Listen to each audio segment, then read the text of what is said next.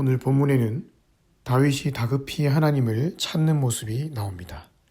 하나님이여 나를 구원하소서, 변호하소서, 기도를 들으소서, 귀를 기울이소서. 다급히 하나님 앞에 자신을 지켜달라고 기도하는 것을 보니 다윗이 뭔가 위기의 상황을 만난 것처럼 보입니다. 무슨 상황이었을까요? 본문 바로 위에 있는 표제어를 보니 이 시의 배경을 다음과 같이 설명합니다. 10사람이 사울에게 이르러 말하기를 다윗이 우리가 있는 곳에 숨지 아니하였나이까 하던 때에. 사무엘상 23장에 보면 다윗은 사울의 추격을 피해 10광야에 있는 동굴 여기저기로 몸을 피하며 살 때가 있었습니다. 사무엘상 23장 14절에 보면 이때 사울이 다윗을 날마다 찾아다녔지만 하나님이 그때마다 다윗에게 피할 길을 열어주심으로 인해 다윗이 하루하루 목숨을 유지하며 살고 있었습니다. 그런데 이때 10사람들이 사울에게 찾아가서 다윗이 숨어있던 위치를 정확하게 말해줍니다. 그는 호레스 산성, 즉 여시몬 남쪽에 있는 하길라 산 속에 숨어 있습니다. 라고 말입니다. 이 때문에 다윗은 사울의 손에 거의 잡히기 직전까지 갔습니다. 다행히 하나님의 도우심으로 인해 간신히 빠져나왔지만 이 10사람들은 사무엘상 26장 1절에 보면 또 사울에게 다윗의 위치를 밀고 했습니다. 이로 인해 사울 군대가 다윗 코앞까지 추격했지만 또 하나님의 도우심으로 인해 다윗이 그 위기를 모면할 수 있었습니다. 오늘 시편은 바로 이 상황에서 다윗이 10사람들 때문에 불어닥친 생명의 위기 앞에서 하나님의 개입과 도우심을 간절히 다급히 호소했던 시입니다. 저는 오늘 말씀을 묵상하면서 10사람들이 정말 너무하다라는 생각이 들었습니다. 지금 다윗의 상황이 어떠합니까? 사울의 광기 어린 행동 때문에 쫓겨다니면서 언제 죽을지 모를 불안과 공포 속에서 하루하루를 살고 있었습니다. 10사람들이 다윗을 안 괴롭혀도 이미 다윗은 충분히 힘든 상황을 겪고 있었던 것이죠.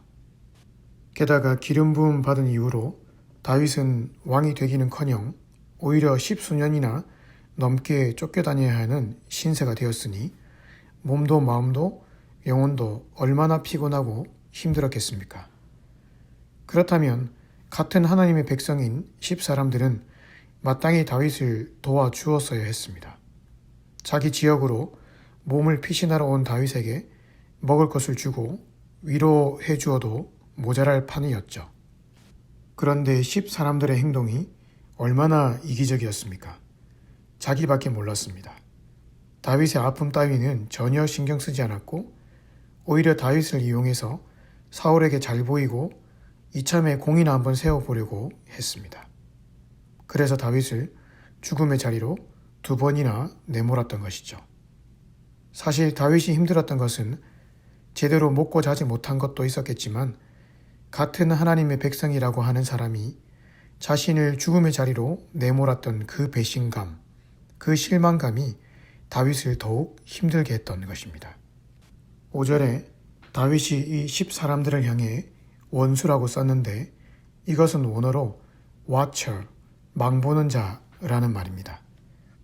이 표현 속에 다윗이 10사람들을 향해 가진 마음이 어떠했는지 알 수 있습니다. 10사람들은 겉으로는 착한 척하며 다윗에게 다가왔지만 실제로는 다윗의 행동을 하나하나 주시하며 흠잡을 만한 것, 약점을 찾아내려고 항상 예의주시하는 사람들이었습니다. 그러다가 다윗의 약점이 잡히자 여지없이 사울에게 고발했고 다윗을 궁지로 몰아넣었던 것입니다. 우리가 살아가면서 고난을 겪는 것은 저 멀리 구말리에 떨어진 이름 모를 사람 때문이 아닙니다.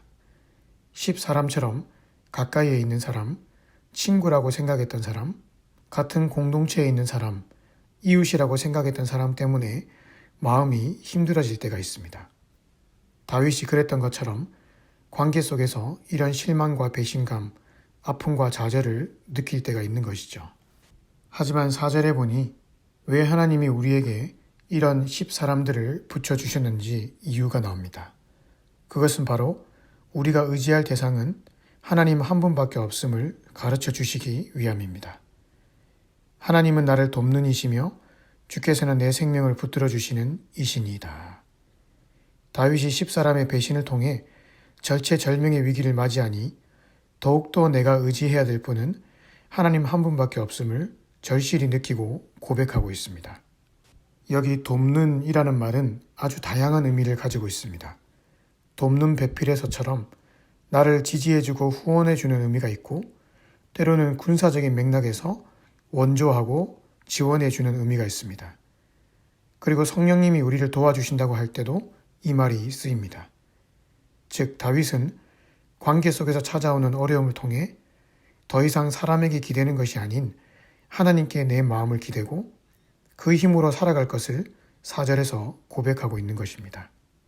그러니 관계에 어려움이 다가오고 인생의 고난을 만날 때마다 내가 의지할 대상은 사람이 아니라 하나님이심을 다시금 깊이 생각하는 기회로 삼으십시다.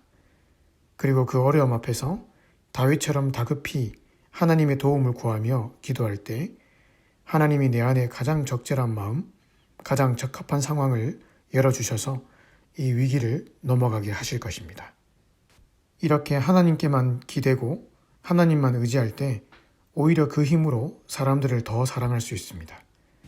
사람에게 기대고 사람을 의지하면 그 기대었던 사람이 흔들릴 때 나도 같이 흔들려 버립니다.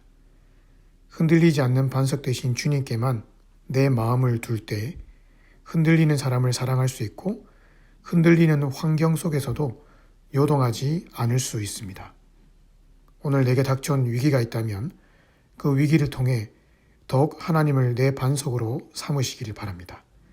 그리고 그 속에서 다윗처럼 하나님의 도우심을 간절히 구하며 나아가십시다. 그렇게 할 때 우리의 돕는 자 되시는 하나님이 우리로 하여금 능히 이 상황도 뛰어넘고 이기게 하실 것입니다.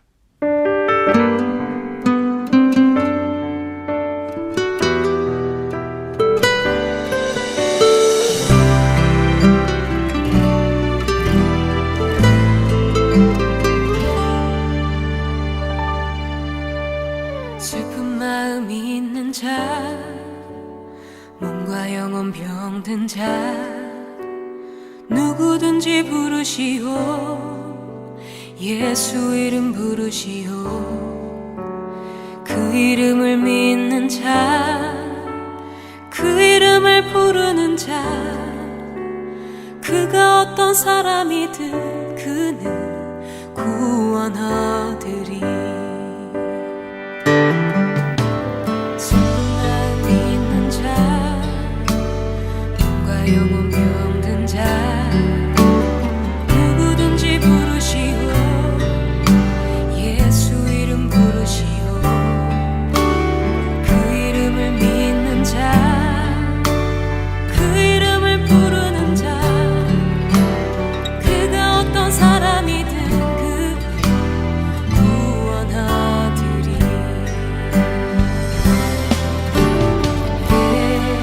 예수